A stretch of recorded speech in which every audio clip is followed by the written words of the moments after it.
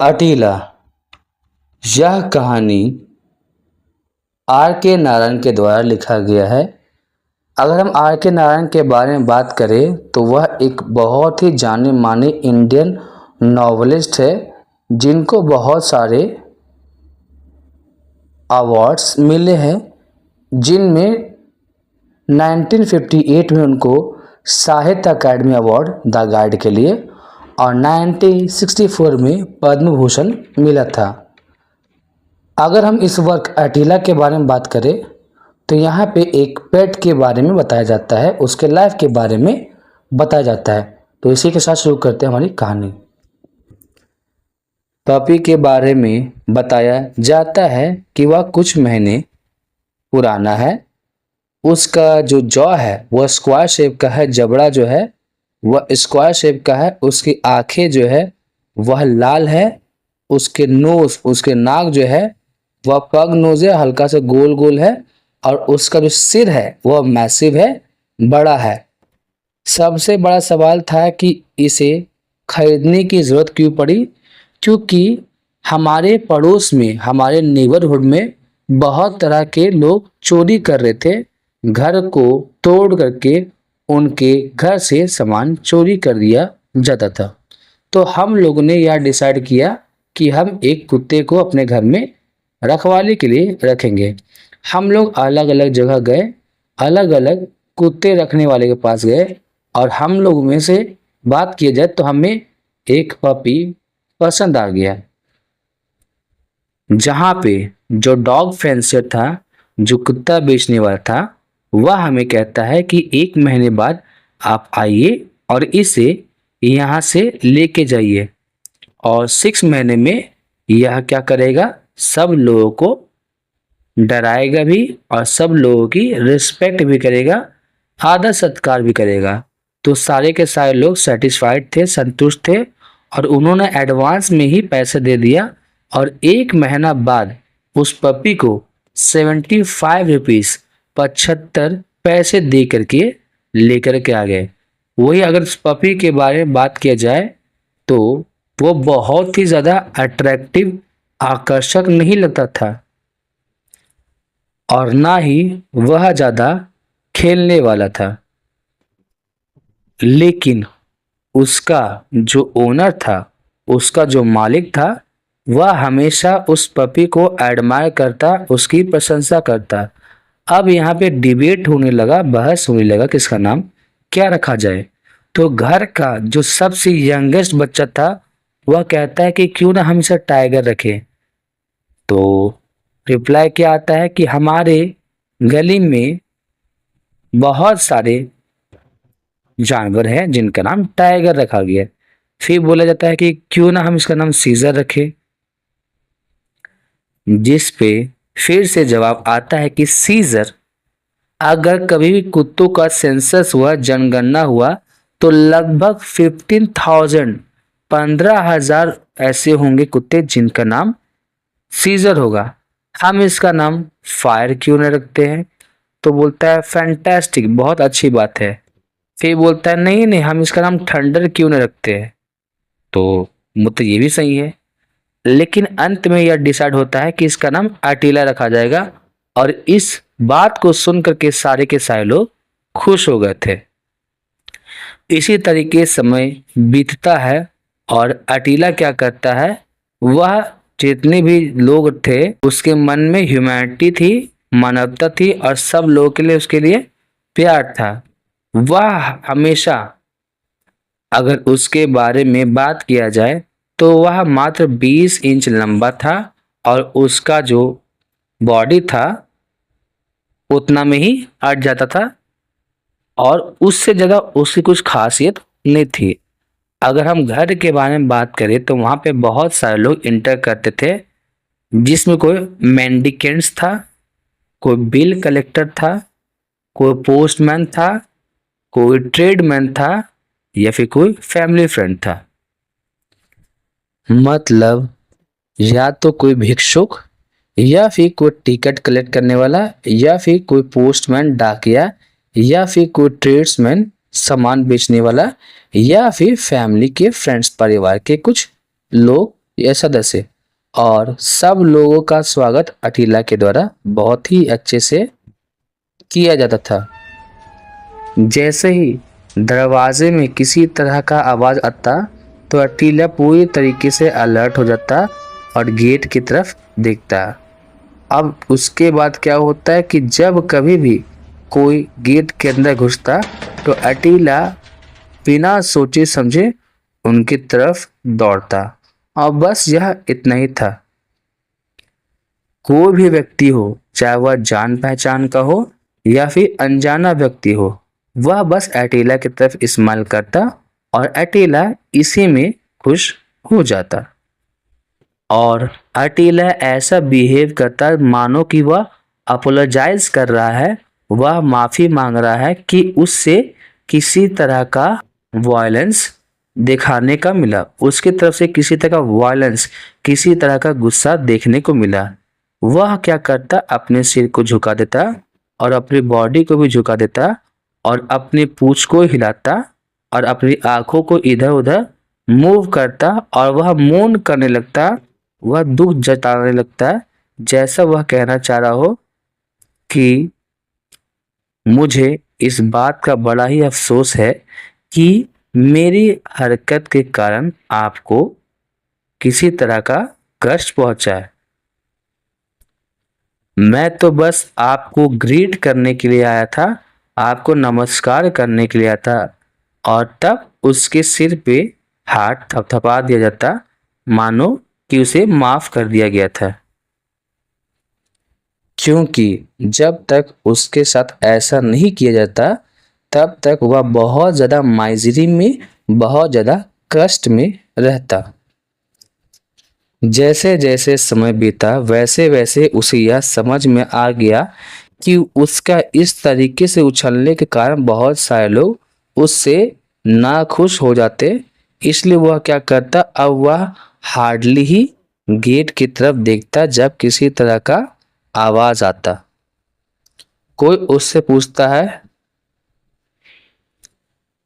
कि यह किसी की तरफ भी एक ऐसा व्यक्ति जिसे वह जानता नहीं है उसके तरफ ये क्यों नहीं जाता उसको रोकने के लिए।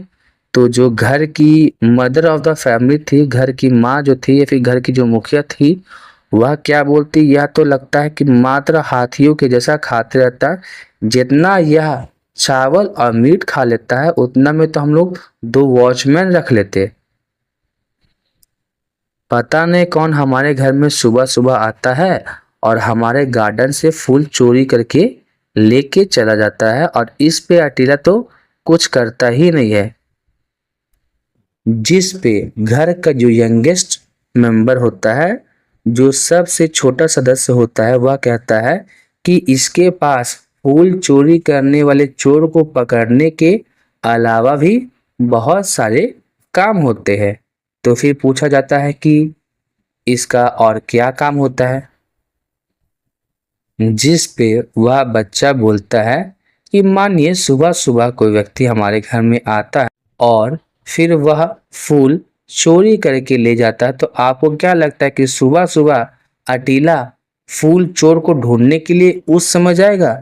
जिस पे पूछा जाता है कि क्यों नहीं जाएगा। एक कुत्ते का तो यही काम होता है कि जिसे बहुत ही अच्छे ढंग से खिलाया पिलाया जा रहा है तो वह घर की रक्षा करे, ना कि दिन भर सोया रहे। तुम्हें तो अपने कुत्ते पे शर्म आनी चाहिए।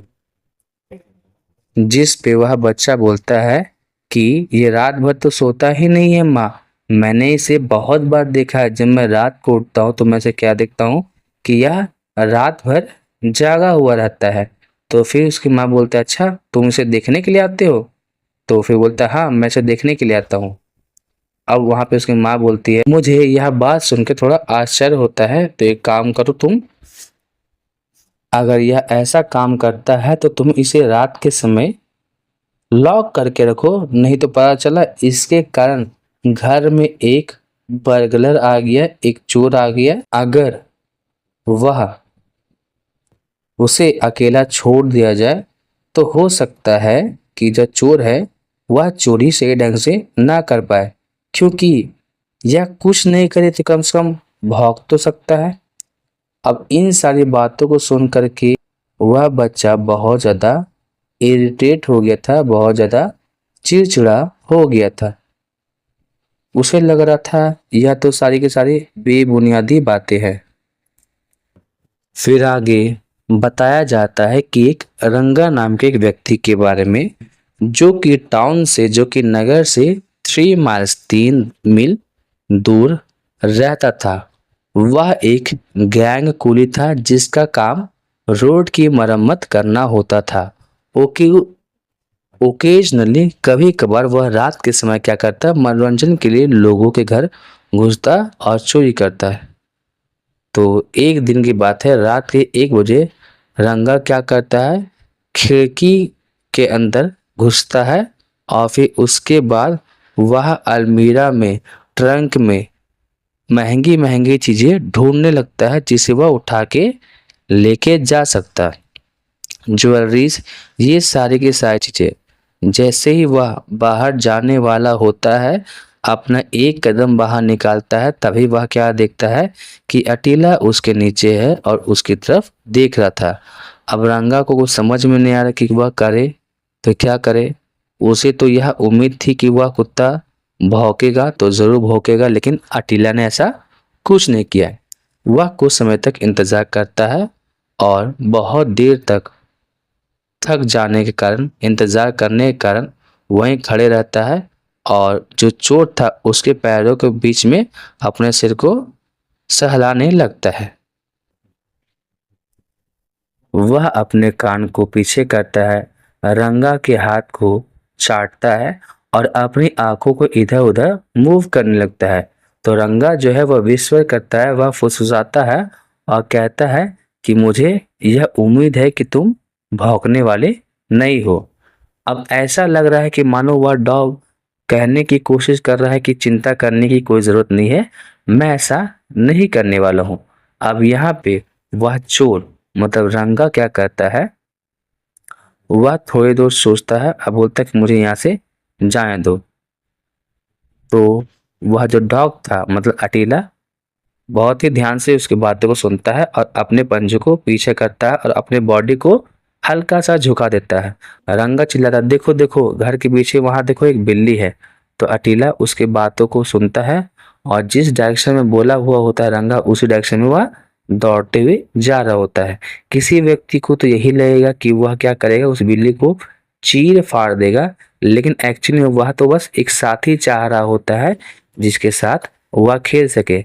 जैसे ही वह कुत्ता वहां से जाता है, वैसे ही रंगा दौड़ करके गेट की तरफ भागता है और थोड़ी देर बाद वह क्या देखता है कि वह कुत्ता अकेला वहां पे उस गेट के पास था। उसे देख करके ऐसा लग रहा था क्योंकि मानो वह थोड़ा दुखी हो गया है और ऐसा कहने की कोशिश कर रहा है, तुम तो मेरे साथ यह सही नहीं कर रहे हो,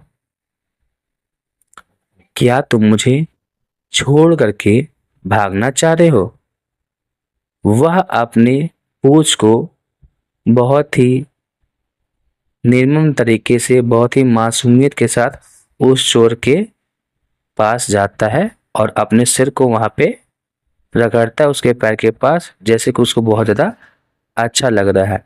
और फिर उसके बाद वह चोर था, वह गेट के पास जाता है और खोलता है, वहां से जाने लगता है। वही डॉग उसके पीछे पीछे जाने लगता है। अटीला का सबसे बड़ा एम्बिशन क्या था कि वह फ्रीली घूम सके गलियों में बिना किसी तरह का सोच विचार किए, और यह उसके लिए यह अपॉर्चुनिटी अवसर मिल चुका था। अटीला को अपना नया दोस्त बहुत ही ज़्यादा पसंद था, वह उसे कभी भी छोड़ के नहीं जाते। जब रंगा खाता तो वह वहाँ लेटे रहता। उसके जो झोपड़ी थी, रंगा की जो झोपड़ी थी वहाँ पे चटाई था, तो वहाँ पे भी वह लेटे रहता। फिर उसके बाद जब रंगा कहीं जाता तो उसके पीछे पीछे जाता। रंगा जब काम कर रहा होता तो रोड के किनारे वह सोता। उसे यह बहुत ज़्यादा अच्छा लग रहा था, लेकिन कहीं ना कहीं रंगा इस बात से थोड़ा चिढ़ा गया था। अब वह बोलता है, अरे मेरा पीछा छोड़ दो, तुम मुझे छोड़ के क्यों नहीं जाते। लेकिन अकेला तो ढीठ था, वो वहीं पे खड़ा रहता, उसकी तरफ अपने नए दोस्त की तरफ देखते रहता। वही जब अटीला घर से गायब हो गया था तो इस बारे में सब लोगों को जानकारी प्राप्त तो होना ही था और वैसा हुआ। तो जो मदर थी, जो माँ थी, वह क्या बोलती है कि मैं तुम्हें कहा था ना कि उसे अच्छे ढंग से बांध करके रखो। अब क्या हो गया, एक बर्गलर, एक चोर उसे लेकर के चला गया। कितनी शर्म की बात है।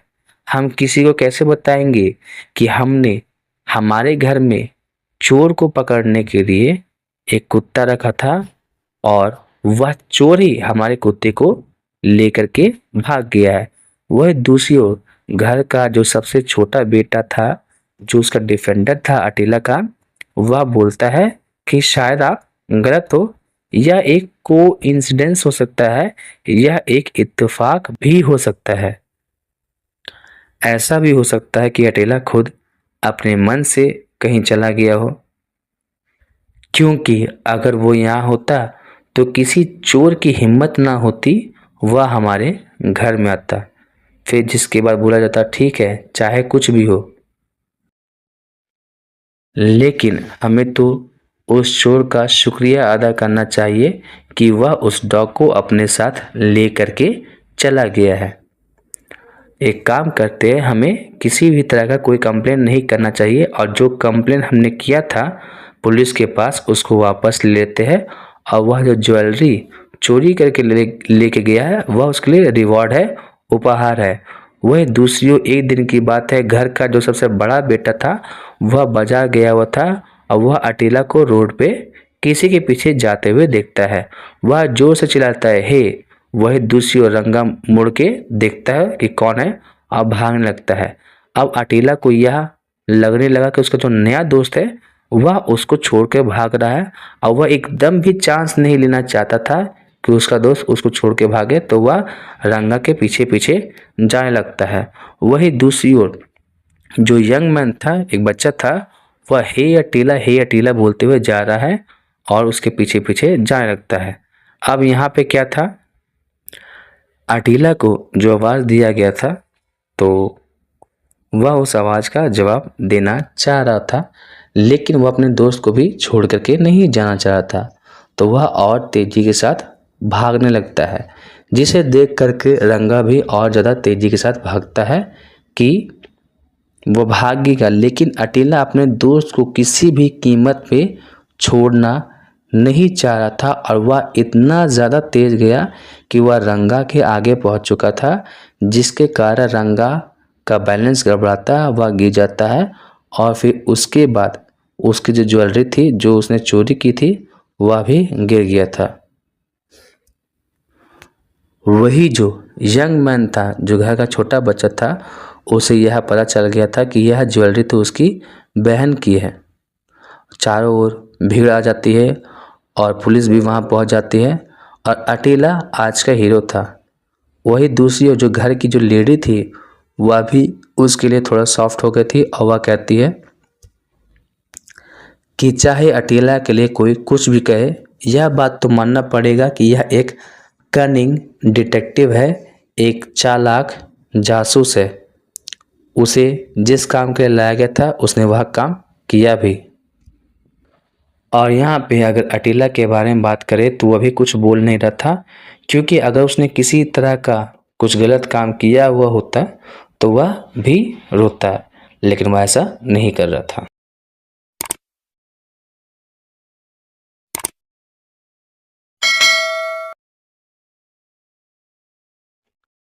हमारे आज के क्लास में हम लोग क्लास 7 की दाहिला इंग्लिश रीडर का जो अटीला नाम की कहानी है, जिसे लिखने वाले R.K. नारायण है, उसके क्वेश्चन आंसर्स के बारे में हम आज जानेंगे। सबसे हमारा पहला आता है कॉम्प्रिहेंसिव चेक, मतलब जो स्टोरी है उसके बीच बीच में कुछ सवाल पूछे जाते हैं। वही सवाल है जिसे पहला है how did the puppy look like. वह जो पपी था वह दिखने में कैसा था। The puppy looked like he had square jaws, red eyes, a pug nose and a massive head.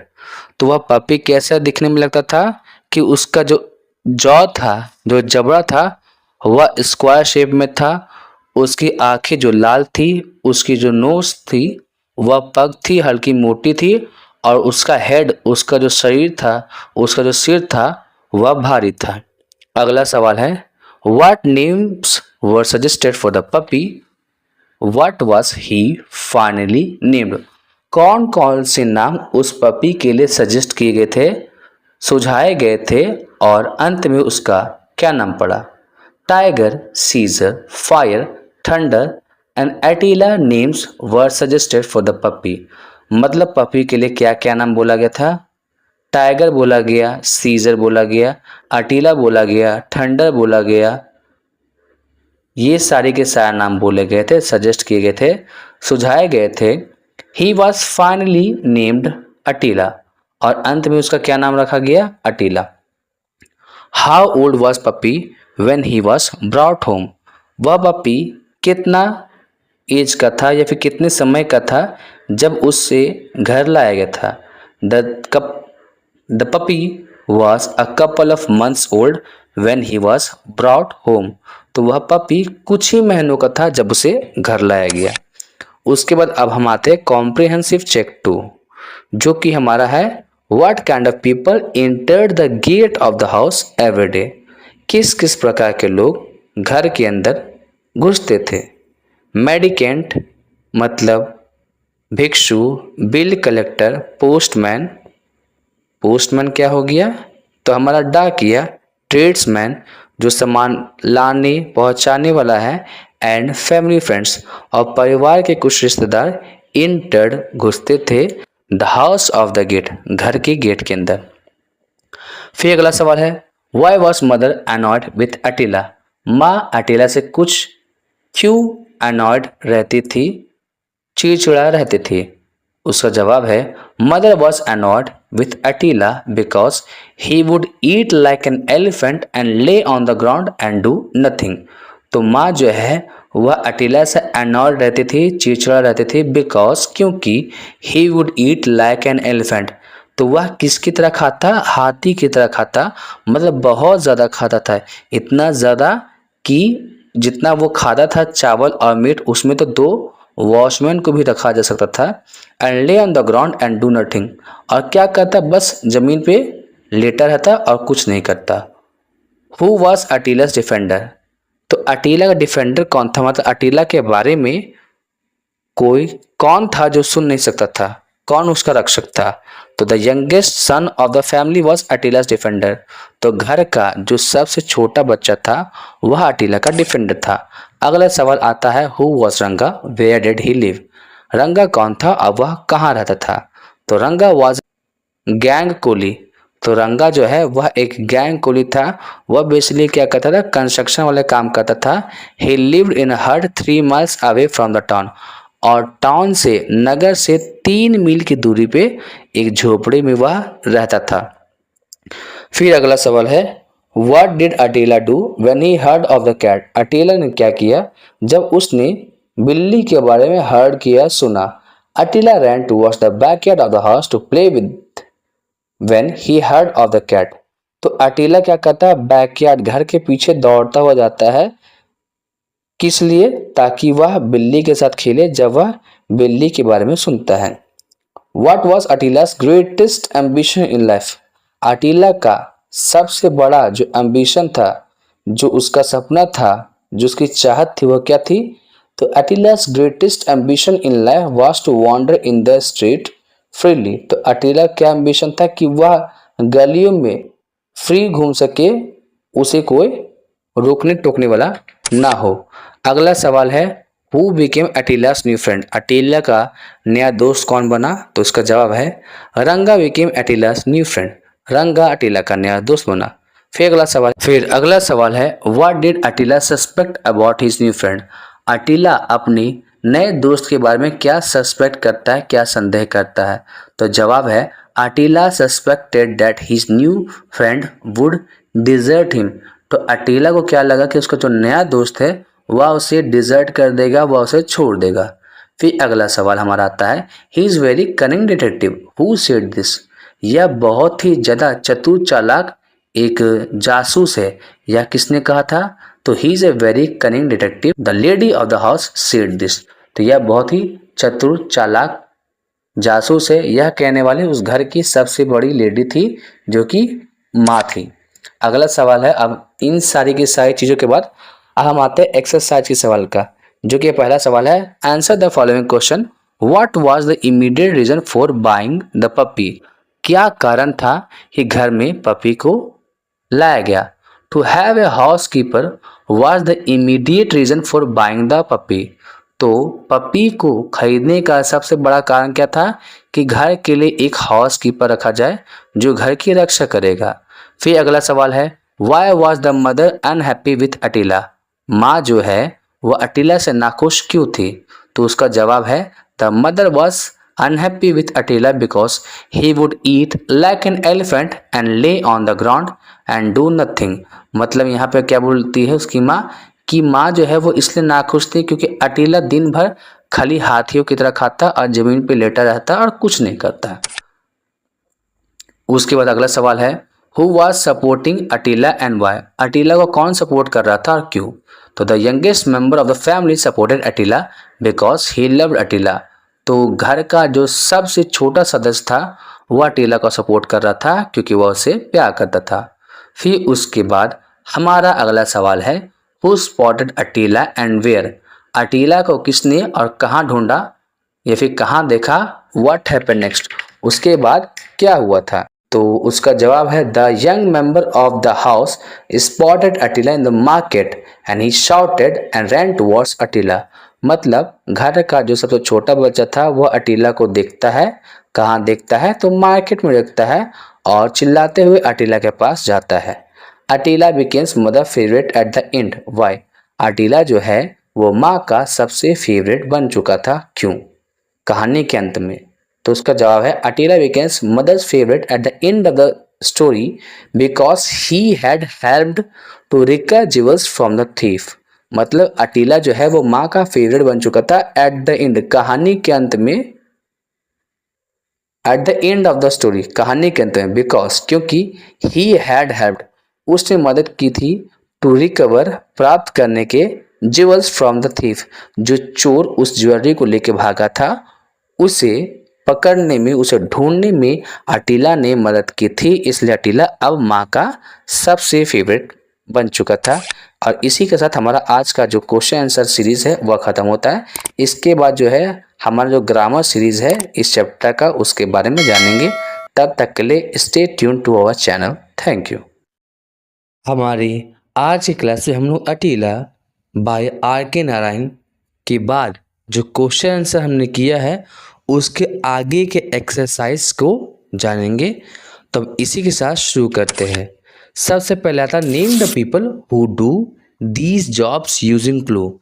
मतलब उन लोगों का नाम बताना है जिनके बारे में कुछ क्लू दिए गए, कुछ हिंट दिए गए हैं। जैसे पहला हमारा, one who rights the book. एक ऐसा व्यक्ति जो किताब को लिखता है तो उसे कहते हैं ऑथर, मतलब लेखक। दूसरा होता है, वन हु स्टिचेस क्लॉथ्स, जो कपड़े सिलता है वो हो गया tailor. One who works in the field, जो खेत में काम करता है हो गया हमारा farmer. One who drives vehicle, जो गाड़ी चलाता है हो गया हमारा ड्राइवर। वन हु डांसेस, जो डांस करता है वो हो गया हमारा dancer. One who argues in the court, जो कोर्ट में बहसबाजी करता है, आर्ग्यू करता है, वो हो गया हमारा लॉयर। अगला है, one who sells the provisions like sugar and salt. मतलब एक ऐसा व्यक्ति जो चीनी या नमक बेचता है वो हो गया ग्रोसियर।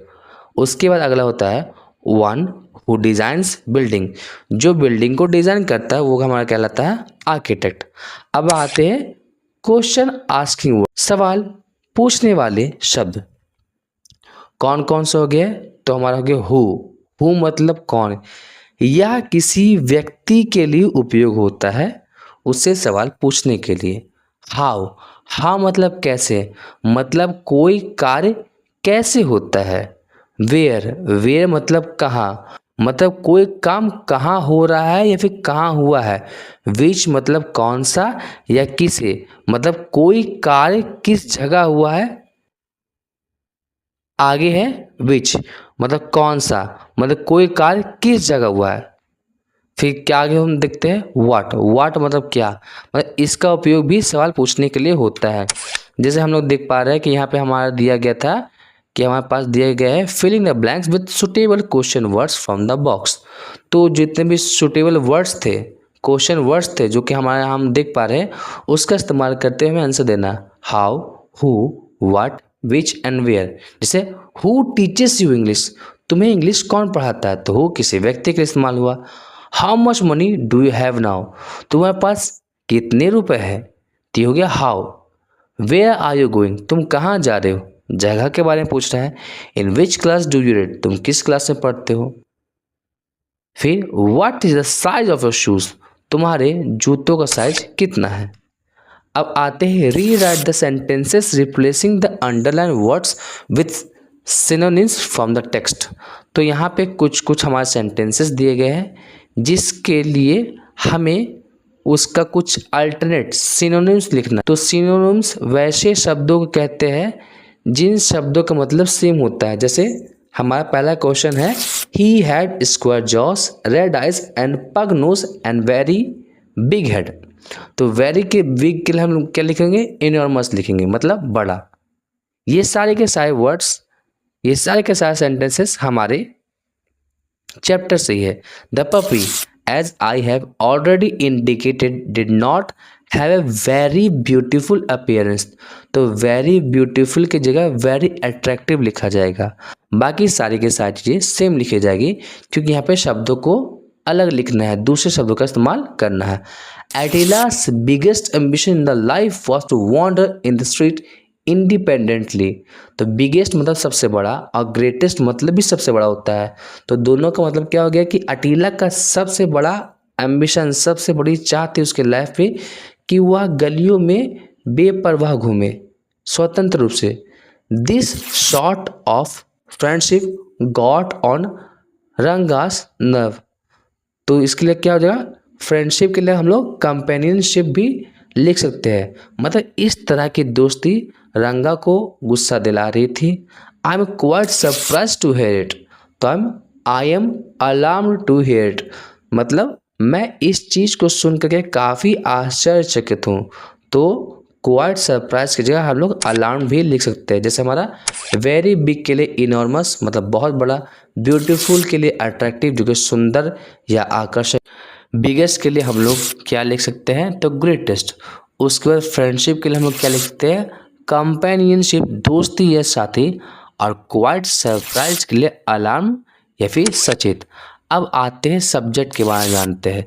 सब्जेक्ट क्या होता है, तो it generally comes in the beginning of the sentence, या सेंटेंस की शुरुआत में आता है। It answers the question who and what, यह हु और व्हाट का जवाब देता है। हु किसके लिए होता है, तो लिविंग थिंग के लिए मतलब सजीव के लिए। व्हाट जो है वो क्या के लिए होता है, मतलब नॉन लिविंग थिंग के लिए, निर्जीव चीज़ों के लिए। Verb comes after the subject, subject के बाद हमारा वर्ब आता है। जैसे राम ईट्स मैंगो, तो राम हमारा सब्जेक्ट हो गया, ईट्स हमारा वर्ब हो गया और मैंगो हमारा ऑब्जेक्ट हो गया। तो हम लोग क्या देख पा रहे हैं कि यहाँ पे कि वर्ब सब्जेक्ट के बाद आ रहा है, वही वर्ब ऑब्जेक्ट से पहले आ रहा है। अब कैसे पता चले कि ये सब्जेक्ट है, तो अगर हम पूछें हु ईट्स मैंगो, आम कौन खाता है, तो राम ईट्स मैंगो। तो हु के लिए हमारा क्या जवाब है, राम। तो हम राम को क्या बोलेंगे कि राम हमारा क्या है, सब्जेक्ट। क्योंकि हमने अभी जाना कि जो हु और व्हाट का जवाब दे वही हमारा सब्जेक्ट है, और यहाँ पे राम जो है वो हु का जवाब दे रहा है, तो राम हमारा सब्जेक्ट हो गया। अगला सवाल है the Taj Mahal is beautiful, Taj Mahal बहुत सुंदर है। अगर पूछा जाए व्हाट इज़ ब्यूटीफुल, क्या सुंदर है, तो आंसर क्या आएगा, द ताजमहल इज़ ब्यूटीफुल। तो व्हाट के लिए हमारे पास जवाब क्या आ रहा है, द ताजमहल। तो ताजमहल में हमारा क्या हो गया, सब्जेक्ट। अब इसके बाद समझते हैं ऑब्जेक्ट। ऑब्जेक्ट क्या होता है, तो यह सेंटेंस के लास्ट में आता है। यह whom और वर्ड का जवाब देता है, whom लिविंग थिंग के लिए और वर्ड जो है वो नॉन लिविंग थिंग के लिए।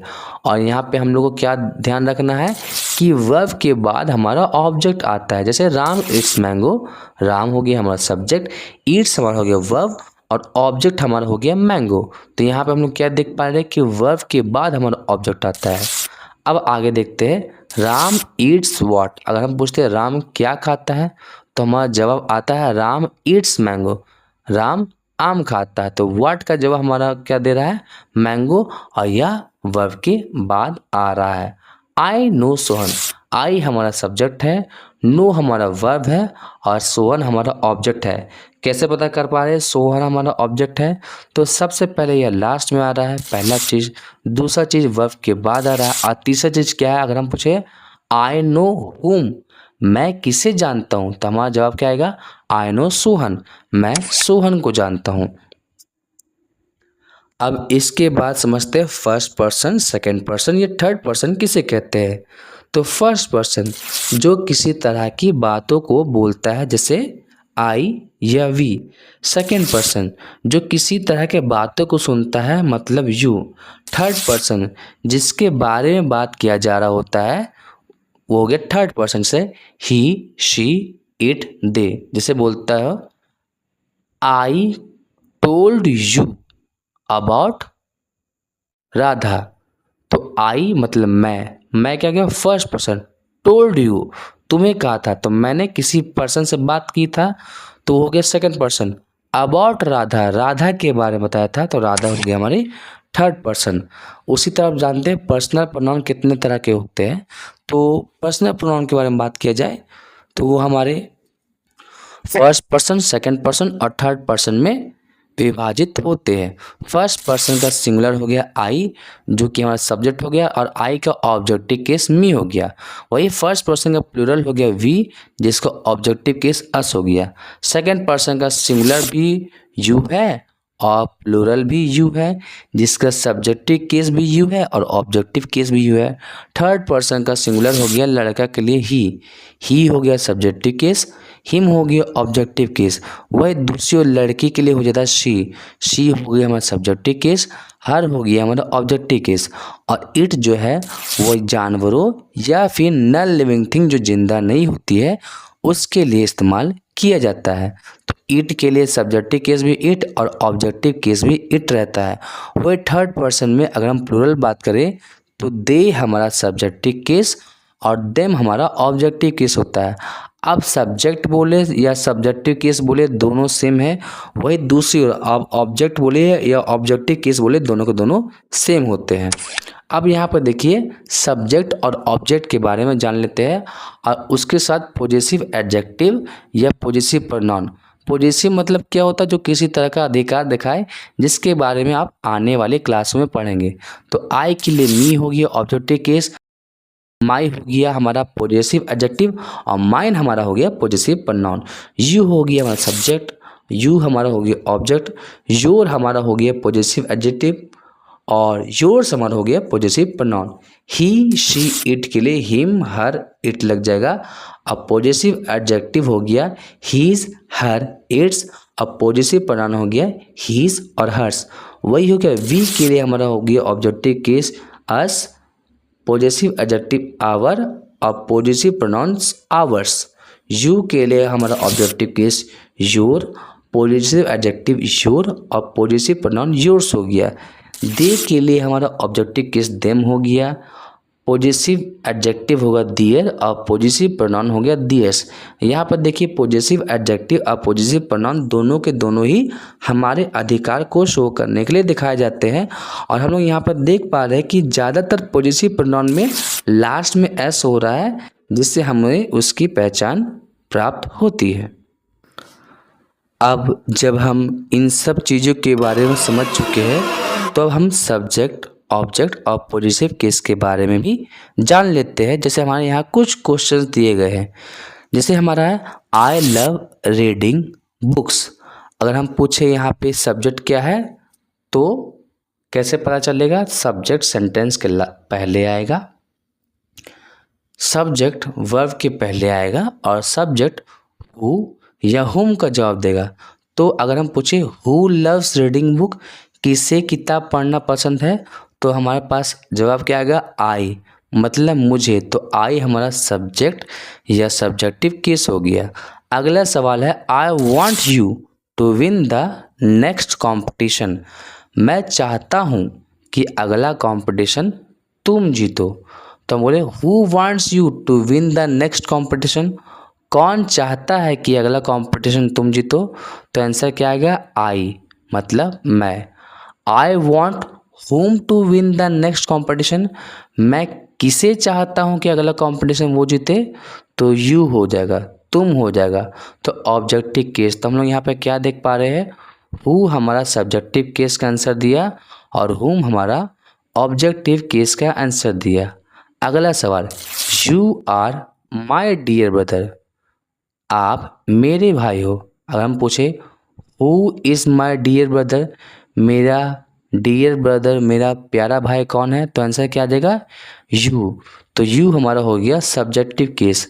और हम पूछे you are whose dear brother, आप किसके प्यारे भाई हो, तो आंसर आ जाएगा माई, मतलब मेरा। तो हुज जो है वो पॉजेसिव केस को दिखाने के लिए इस्तेमाल किया जाता है। और सब्जेक्टिव केस और ऑब्जेक्टिव केस के बारे में तो हम लोग जान ही चुके हैं।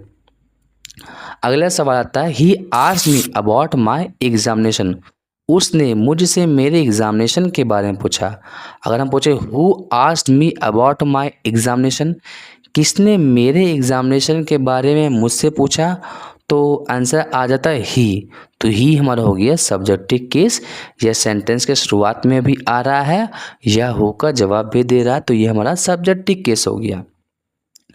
अगला सवाल है, he asked whom about my examination, उसने किससे मेरे एग्जामिनेशन के बारे में पूछा, तो यहाँ हमारा हो गया मी, जो कि हमारा ऑब्जेक्टिव केस होता है।